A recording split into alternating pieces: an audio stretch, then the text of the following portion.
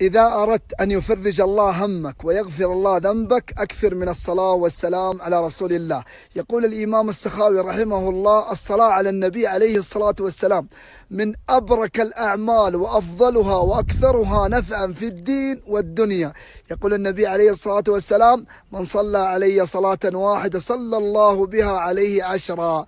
فصلي على الحبيب قلبك يطيب. اللهم صل وسلم على رسول الله.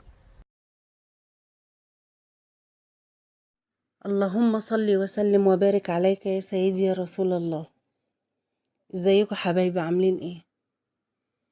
ان شاء الله النهارده هعمل وصفة سهلة قوي معاكم.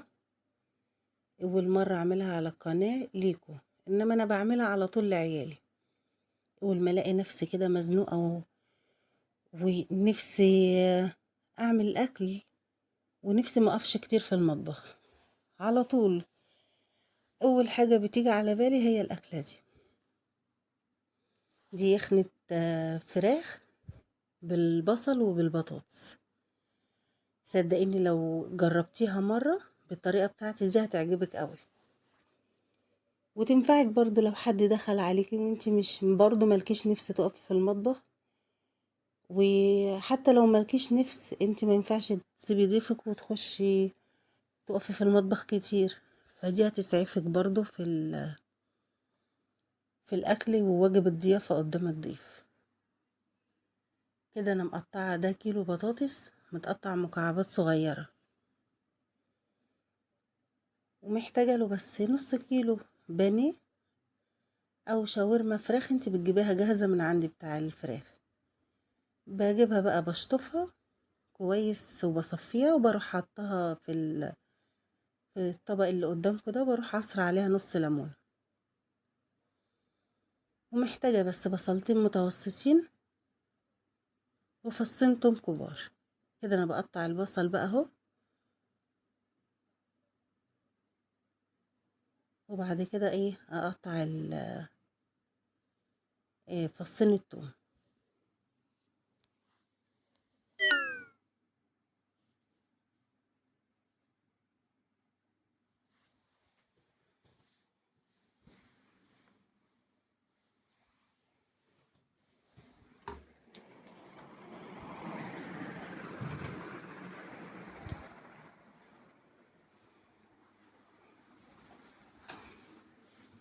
دول بقى فصين التوم اهو، بروح دقاهم بايدي كده عشان اهرسهم كويس بالسكينة.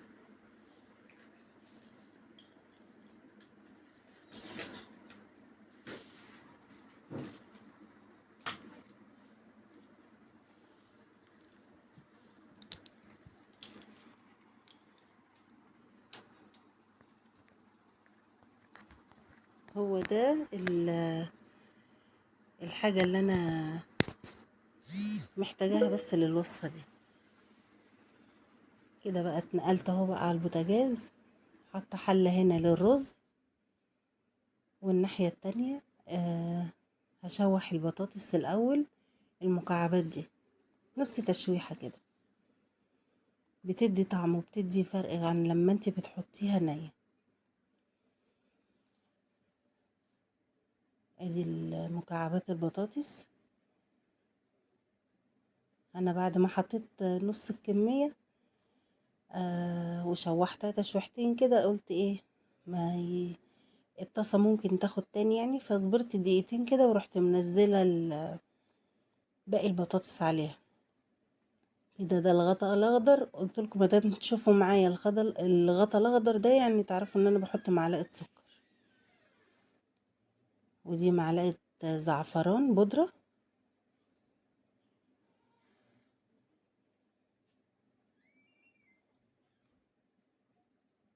وشوية قرفة ناعمة. عايزة تحطي معاها برضو قرفة عيدان تحطي، وشوية كزبرة، شوية ملح، شوية حبهان بودر، شوية آه، ورق لوري بودر. وتقلبي بقى، ونزلت عليها بكيلو رز. كده اهي برضو بشوح البطاطس اهي، واروح منزلة ايه باقي الكمية معاه. عشان انجز يعني. هنا قوام قوام. انا قلت لكم دي وصفة سريعة قوي. انت اقعدي بس كده على الكرسي، قطعي البطاطس، قشريها وقطعيها، هي دي بس اللي هياخد معاكي وقت. والشاورما انا شاريها جاهزة، الفراخ المتقطعة دي. لو عندك بانيه برضو مش هياخد وقت معاكي في تقطيعه. كده نزلت بكيلو رز، وحطيت عليه بقى قد لتر ونص ميه، وظبطت الملح بتاعه. اظن مفيش اسرع من كده بقى. هي دي الاكله بتاعتنا احنا كده يعتبر. آه عملنا خطوات، آه نص الخطوات بالظبط.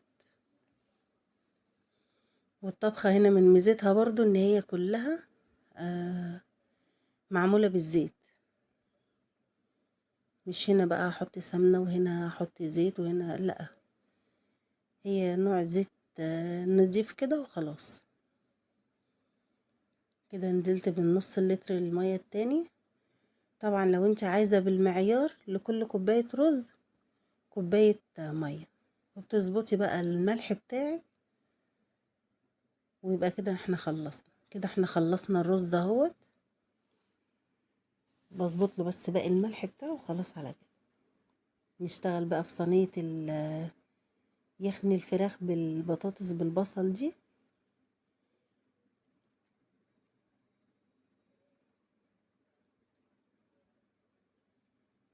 الواحد بيحاول يعني ان هو يوفر في الوقت ويوفر في الوقفة في المطبخ. طبعا كلنا عايزين ناكل اكل حلو، كلنا عايزين نخش نبدع، بس مش كلنا بنبقى في الحالة المزاجية، يعني ان احنا نخش نقف في المطبخ ونقف فترات طويلة. وفي نفس الوقت احنا بنبقى عايزين ناكل لقمة حلوة و... وما نقفش كتير. فدي الاكلة دي بتجمع بين الاتنين، ان انت ما تقفيش في المطبخ كتير، وفي نفس الوقت وبرضه على فكرة مش مكلفة. يعني دي الأكلة دي أقل من 100 جنيه. نص كيلو شاورما وكيلو بطاطس وكيلو رز. مش مكلفة يعني وفي نفس الوقت انتي بتاكلي فراخ مع البطاطس مع الرز مع شوية مخلل أو سلطة عندك في البيت، ويومه بيعدي يعني. كده بقى أنا خلصت البطاطس. هشيلها دلوقتي في الصينية الإزاز بتاعتي. وهنا بقى حطيت شوية زيت ومعلقة سكر.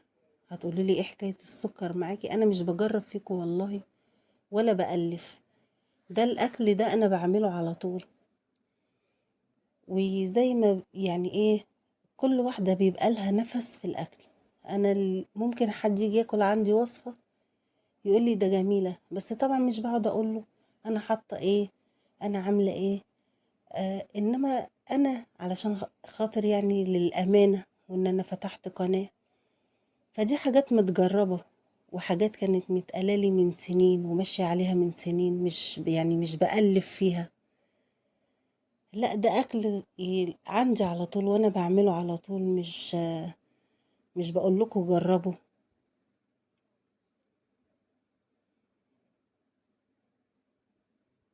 وبعدين معلقة السكر دي بتبرز طعامة البصل، بتسرع في الأكل، في تسوية الأكل.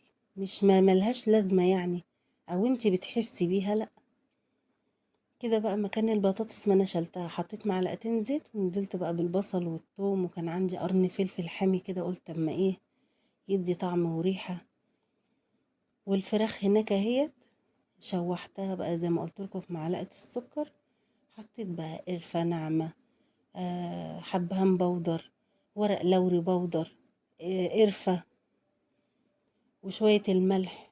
تنزل بقى المية بتاعتها، ومعلقة برضو بودرة زعفران، وشوية كزبرة ناشفة. هنا وهنا قلت برضو ايه، يعني الأكلة دي ما خدتش مني ربع ساعة بالظبط.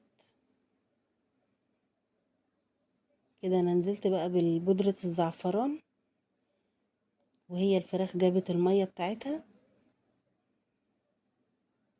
صدقيني يعني هي بتلم. يعني لما تحطي مثلا قدام عيلك طبق رز، معاه طبق البطاطس بالفراخ، معاهم شوية البصل دول وشوية مخلل وشوية سلطة، آه، أكلة حلوة يعني، مش وفي نفس الوقت سريعة، وفي نفس الوقت برضو مش مكلفة.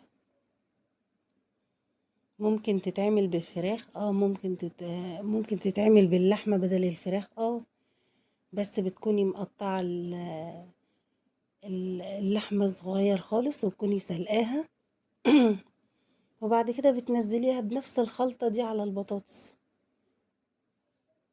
يعني عشان طبعا اللحمة بتاخد وقت غير الفراخ.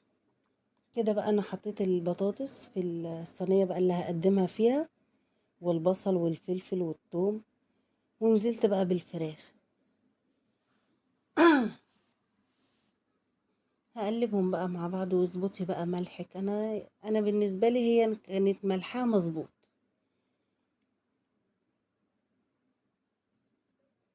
وازودها بقى كوباية مية واروح مغطياها. كده الوصفة بتاعتنا خلصت، الرز والبطاطس بالفراخ.